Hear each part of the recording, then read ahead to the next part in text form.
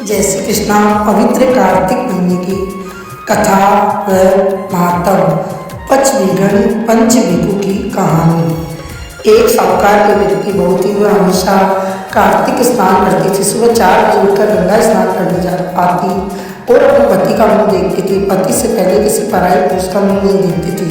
उसी गंगा में नहाने राजा का बेटा भी जाता था। वो सोचता था गंगा स्नान सबसे पहले मैं ही करता हूँ। एक दिन राजा का बेटा थोड़ा जल्दी नहाने आ गया तो साहूकार की बहू ने घोड़ों की टाप सुनी तो सोचा कि इधर कोई पुरुष आ रहा है। वह जल्दी से नहाकर जा रही थी कि उसकी पाँव की मोचड़ी और हाथ की माला वहीं छूट गई। उधर राजा के बेटे ने देखा कि माला और मोचड़ी इतनी सुंदर लग रही है तो पहनने वाली कितनी सुंदर होगी। वह आकर घोड़ों की ठाल में सो गया।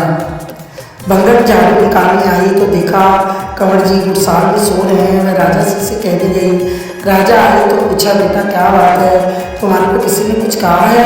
अगर किसी ने आँख दिखाई आँख निकलवा देंगे, हाथ दिखाया हाथ कटवा देंगे, अंगुली दिखाई अंगुली कटवा देंगे, जीभ दिखाई तो जीभ कटवा देंगे। अगर किसी को देश निकाला देना है तो देश निकाला भी दे देंगे। बताओ किसी ने कुछ कहा है? तो कंवर जी बोले, नहीं पिताजी, किसी ने कुछ नहीं कहा। मैं गंगा स्नान गया था, वहाँ पर ये माला और मोचड़ी रखी थी। ये माला और मोचड़ी जिसकी है हम उससे शादी करना चाहते हैं। राजा ने पूरी नगरी में ढिंढोरा पिटवा दिया कि जिसकी माला मोचड़ी है उससे राजकुमार शादी करना चाहते हैं। राजकुमार के मन में साहूकार के बहू के प्रति मन में पाप छा गया और यह बात साहूकार के कान में रही। उसने अपनी बहू से पूछा कि तुम्हारी माला मोचड़ी राजा के पास है? साहूकार राजा के पास गए तो राजा ने कहा कि माला मोचड़ी जिसकी है उससे मेरा बेटा शादी करना चाहता है। राजा का हुक्म सुनकर उदास होकर साहूकार घर आकर अनमना सा बैठ गई। बहू ने पूछा, ससुर जी अनमने से कैसे बैठे हो? ससुर ने बताया कि राजा ने हुक्म दिया है कि उसका बेटा तुम्हारी से शादी करना चाहता है। बहू ने कहा, पिताजी आपको बताना चाहिए, पतिव्रता स्त्री अपने जीवन में एक ही पति को वर्ण करती है, मैं दूसरी शादी कैसे कर सकती हूँ? ससुर जी ने कहा, मैंने राजा को सारी बात बताई थी लेकिन उन्होंने मेरी एक नहीं सुनी और हुक्म दे दिया। वह रात भर सोई नहीं और राधा दामोदर कार्तिकेय ठाकुर से प्रार्थना करती रही कि हे प्रभु, मुझे कोई रास्ता दिखाए। उसने सोचा कि शादी तो कर नहीं सकती। उतरती कार्तिक के पंचमी में 5 रात उसी के साथ गंगा किनारे पर मिल लूंगी। ससुर जी से कह दिया कि जाओ और राजा को बोल कर आओ कि पंचबिंदु की 5 रात आ जाएगी। राजा जी ने सुना तो कंवर जी ने भी हाँ भर दी कि ठीक है, 5 रात तो बहुत होती है। अब राजा जी ने गंगा के किनारे महल बनवा दिया। अब पंचबिंदु की पहली रात आई। सुबह जल्दी ब्रह्म मुहूर्त में उठी साहूकार की बहू और गंगा स्नान किया और बाल मोती श्रृंगार करके तैयार हुई। उसने वहाँ पर पीपल, केला, कदम, आंवला भगवान, कल्पवृक्ष भगवान, शनियान, तुलसी भगवान, पथवारी माता, तुलसी का बिल्ला, 36 करोड़ देवी देवताओं का सींचा सच्चा किया। राधा दामोदर भगवान से प्रार्थना करी और तुलसी चिन्हावत लिया और ले चौक को हाथ में और उसके महल में चढ़ी और हाथ जोड़ के बोली, हे राधा दामोदर भगवान कार्तिकेय ठाकुर जी, इस पापी हत्यारे से मेरी रक्षा करना। पहली ओर सीढ़ी चढ़ते समय कहा कि पहली पैड़ी पत्थर में, दूजी हर के द्वार, तीजी पैड़ी पत्थर तो पाँव मोक्ष द्वार। हे राधा दामोदर भगवान कार्तिकेय ठाकुर, इस पापी हत्यारे की पैड़ी पर नहीं धरती हूँ, मैं तो आपकी पैड़ी पर धर रही हूँ, मेरी आप ही रक्षा करना। ऊपर गई तो उसने देखा कि राजा जी के कंवर को तो नींद आ गई और पास में एक तोता था। उस तोते से बोली, सुआ सुआ सूटा तुझे मारो देवर, तेरा पाएंगे रात देवर, इस पापी हत्यारे को बोल देना कि आज मुझे एक रात पूरी हो गई है। उसके जाते ही कंवर जी की आँख खुली और पूछा, सुआ आई थी? सुआ ने कहा, ओ महाराज, हवा की बिजली, होली की जड़, केसर की से कामनी, गुलाब के रंग, ऐसी सुंदर स्त्री आपके भाग्य में कहाँ लिखी है? कंवर जी ने बोला, सुआ तो 4 रात आती है, उसकी एक झलक तो दिखी जाएगी। उसके बाद मन में बहुत बड़ा पाप छा गया था। पूरी रात साहूकार की बहू की बातें सोचता रहता था और सुबह उसको जैसे ही वो आती तो उसको मूर्छा आ जाती थी। वह रात भर तोते से बातें करता रहता था। उसने तोते से कहा कि आज मैं अंगुली काट कर बैठ जाता हूँ, दर्द से नींद नहीं आएगी। वह अंगुली काट कर बैठ गया। दूसरे दिन साहूकार के बहू आई, अटल पानी से स्नान किया, 36 करोड़ देवी देवताओं का सींचा किया और तुलसी चिन्हावत लेके हाथ में और चली। बोली कि ले चौक का हाथ में और उसकी पैड़ी चली। कहा, पहली पैड़ी पत्थर में, दूजी हर के तीजी पड़ी पग दूँ तो पाऊँ सुहाग। ये प्रभु मैं आपकी पैड़ी चढ़ गई हूँ, मेरी लाज रखना, आज मेरी दूसरी रात है। मैं जैसे ही ऊपर चढ़ी तो उसको मूर्छा आ गई। पूरी रात त्राय त्राय कर रहा था और सुबह से बातें कर रहा था। उसने जाते ही तोते से कहा, जैसे साहूकार की हो गई और उसको मूर्छा आ गई। उसने जाके तोते से कहा, सुबह सुबह सूटा तुझ हमारा देवर तब पाए गड़ा तो देवर, इस पापी तेरे को बोलना, आज मेरी दूसरी रात पूरी हो गई है। उसको जाते ही उसकी आँख खुली और पूछा कि सुबह आई थी, सुबह के बोलो महाराज आई थी, ऐसी सुंदर स्त्री आपकी किस्मत में कहाँ है। राजकुमार सुनकर पछताया, बोला अभी तो 3 रात और बाकी है, आज आंखों में मिर्ची लगा कर रहूँगा, देखे नींद कैसे आती। पूरी रात दर्द के मारे चिल्लाता रहा। गांव वाले बोलते पूरी रात राजकुमार की आवाज़ आती है। उससे साहूकार की मुख पर पाप बिछा है, इसलिए वह बहुत दुख पा रहा है। तीसरे दिन उसने आंखों में मिर्ची लगाई, साहूकार के लोग आई, अटल से स्नान किया, 36 करोड़ देवताओं का सींचा सजा किया और तुलसी से नमक लेके लोग चौका हाथ में लेके चढ़ी। पहले पेड़ी पत्थर दूजियर के द्वार, तीजी पेड़ी पत्थर तो पाऊँ सुहार। ही राजा रामधर मान कार्तिका ठाकुर, इस पापियत तेरे की पेड़ी नहीं चढ़ रही हूँ, मैं आपकी पेड़ी चढ़ रही हूँ, मेरी रक्षा करना। आज मेरी तीसरी रात है। जैसे ही वह चढ़ी राजकुमार को नींद आ गई। उससे सुबह से कहा, सुबह सुबह सूटा तुझ हमारा देवर तक पाए गड़ा तो देवर, इस पापियत तेरे को बोलना, आज मेरी 3 रात पूरी हो गई है। वह कहकर वापस आई तो उसकी मूर्छा दूर हुई। उसने सुबह से पूछा, सुबह वो आई थी? सुबह ने कहा, महाराज ऐसी सुंदर स्त्री आपकी किस्मत में कहाँ है? मैंने तो आपको पहले ही कहा है, मैंने तो आपको पहले ही दिन मना किया था कि ऐसे सुंदरी के आपको दर्शन भी नहीं होंगे, आपकी किस्मत में नहीं है दर्शन करना।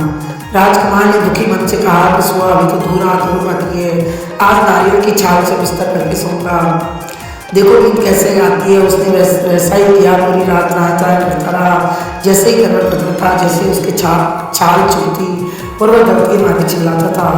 आधी रात में आवाज़ पूरे गांव में सुनाई देती तो गांव वाले परेशान हो जाते। अगले दिन सुबह ब्रह्म मुहूर्त में साहूकार की बहू आई, अटल पानी से स्नान किया, बार बार मोती श्रृंगार 36 करोड़ देवताओं का सींचा साझा किया, दर्शन किए और भगवान का चिन्हामत लिया। ले चौका हाथ में चढ़ी, पहली पेड़ी पग दूजियर के द्वार, तीजी पेड़ी पग तो पाऊँ सुहाग।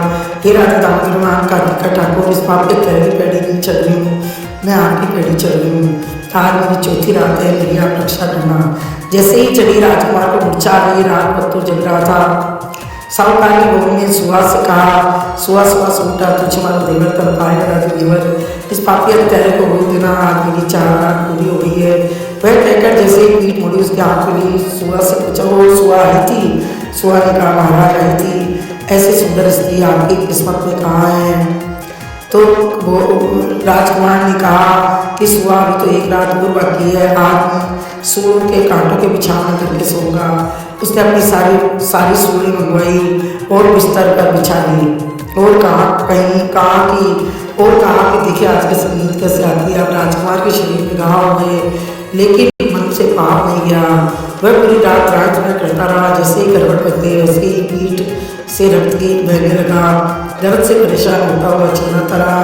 अब इधर 5वें दिन साहूकार के बहू सुबह आई है, अटल पानी से स्नान किया है, सारे देवी देवताओं के दर्शन पूजन किया, भगवान का चरणामृत लेके और ले चौका हाथ में चढ़ी है। पहली पेड़ी पग दूजियर के द्वार, तीजी पेड़ी पग तो पाऊँ सुहाग। ये राजा दामोदर मान कार्तिका ठाकुर, इस ठाकुर जी मेरी रक्षा करना, आज मेरी आखिरी रात है। इस पापियत तेरे की पेड़ी पग दूजी इस पापियत तेरे की पेड़ी पाँव नहीं रख रही हूँ, मैं तो आपकी पेड़ी पाँव रख रही हूँ, आज मेरी रक्षा करना।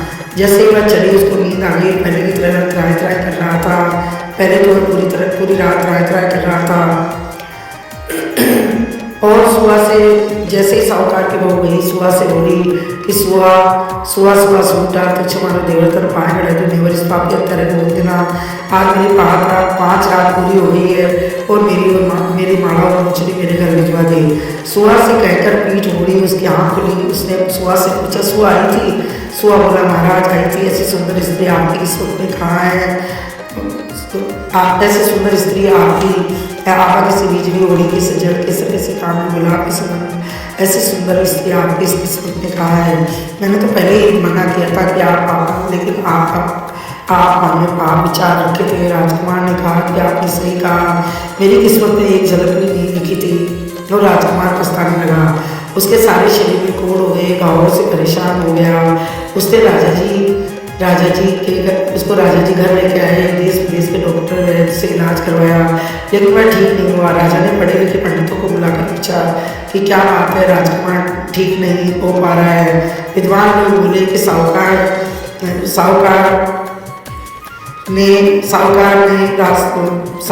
राजकुमार ने साहूकार के बहू को कहा बेचारा इसलिए ठीक नहीं हो रहा है। अब कार्तिक के महीने में साहूकार की बहू को स्नान करे, कार्तिक नहाए तो उसके नहाए हुए पानी से राजकुमार को नहलाए, तब उसके कोढ़ मिटेंगे। राजकुमार साहूकार की बहू को बहन बनाएंगे और उसकी माला मुचली एक और बनवा के देंगे। तब राजा जी एक और माला मुचली बना के देंगे और तब उसके कोढ़ मिटेंगे। राजकुमार साहूकार की बहू को बहन बनाएंगे और उसकी माला मुचली एक माला मुचली और बनाकर राजा जी धर्म की बेटी बनाएंगे। तब उसका पाप मिटेगा, उसका प्रायश्चित होगा। राजा ने साहूकार को बुलाकर हुक्म दिया, तेरी बहू का नया हुआ पानी यहाँ लाकर दे जाना। यह सुनकर साहूकार घर आकर उदास होकर बैठ गया। बहू ने ससुर से पूछा उदास कैसे हो। साहूकार ने सारी बात बताई तो बहू ने कहा कि आप राजा जी से मना कराओ, बोलो कि अगर आपको कोढ़ मिटानी है तो मेरी बहू मैं 5 ही मंजिल पर नहाऊंगी और राजकुमार नीचे नाले पे लेट जाएगा। मैं पतिव्रता स्त्री हूँ, किसी पराये पुरुष का मुँह नहीं देखती हूँ। साहूकार ने राजा से बहू की पूरी बात बताई। राजा ने राजकुमार की हालत से परेशान होकर वहाँ आवर्त की। वह सबसे ऊपर 5वीं मंजिल पर स्नान करती थी और साहूकार सबसे नीचे नाले पर लेट जाता था। उसके नहाए हुए पानी से नहाकर 5 वर्ष तक ऐसा ही किया, तब जाकर उसके सारे कोढ़ मिट मिटे। राजा ने साहूकार की बहू को बेटी बनाया। उससे दूसरी और तो थी, दूसरी सोने की माला मुचली बनवाकर गड़बड़ कर दी, बहुत सारा धन दिया, विदा किया और उसको धर्म की बेटी बनाया। हे राजा दामोदर भगवान कार्तिक के ठाकुर जैसे साहूकार की बहू का सत रखा, उसकी लाज बचाई, उसकी सब तरह से रक्षा करी। भगवान सबके पूरे परिवार की रक्षा करना, कहता सुनता हूँ, कर पड़ता हूँ, पूरे परिवार की रक्षा करना। बोलिए राधा दामोदर भगवान की जय। मोर कुटवंशी वाले की